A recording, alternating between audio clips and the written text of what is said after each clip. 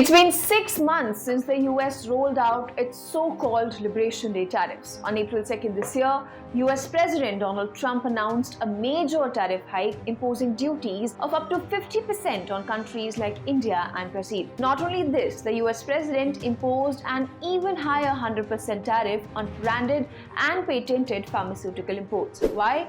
To boost domestic manufacturing and to narrow the US trade deficit. Now the question is, after 6 months, what is the verdict? What have US tariffs actually accomplished? Harvard economics professor and former IMF Chief Economist Gita Gopinath in a post on X said, the verdict is clear and negative. She said that while the tariffs have raised revenue for the government quite substantially, the revenue was borne almost entirely by the US firms and passed on to some US consumers. She said that it has worked like a tax on US firms and consumers. In terms of inflation, she said that the tariffs have raised inflation by small amounts overall, but more substantially for household appliances, furniture, and coffee. According to Gita, neither there have been any signs of improved trade balance nor any improved signs of US manufacturing yet. To put it in exact words in her post on X, she said, "It is 6 months since Liberation Day tariffs. What have US tariffs accomplished?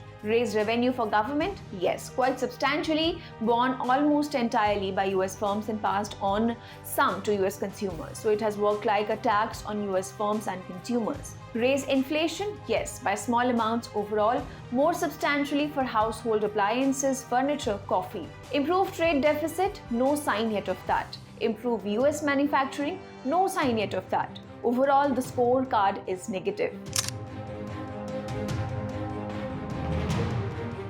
Trump imposed sweeping tariffs on its trade partners on Liberation Day this year, saying that it would correct years of asymmetrical foreign tariffs and other barriers that impacted US goods. Among the countries, he imposed 25% tariffs on India and hiked it with another 25% as penalty for purchasing Russian oil. The US also had an escalatory tit-for-tat tariff war with China till both the parties decided to engage in trade talks and hold the tariffs off for 90 days. He then went on to impose sector-wise tariffs as well. In a speech last month, Trump said that under 8 months of Trump, we have already secured commitments of $17 trillion coming in. There's never been any country that's done anything like that. Contrary to Gita Gopinath's verdict, Donald Trump has claimed that his tariffs, income tax cuts, and aggressive quoting of CEOs, financiers, tech leaders, and world leaders, including prime ministers and president, have generated $17 trillion in new investments.